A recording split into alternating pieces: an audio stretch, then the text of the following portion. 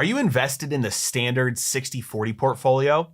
If so, you might be leaving gains on the table, or even worse, exposing yourself to risk of major loss over the coming years and decades. In fact, even BlackRock has now moved away from the standard 60-40 portfolio advice, saying that investors can profit from diversifying beyond it. So what is the standard 60-40 portfolio? This is considered traditional financial advice, even though historically, it's actually relatively new, and it says that you should have a mix of both stocks and bonds. The younger you are, the more stocks you have and the fewer bonds. And as you get older, you switch out that allocation so that when you're really old, you have mostly bonds and few stocks.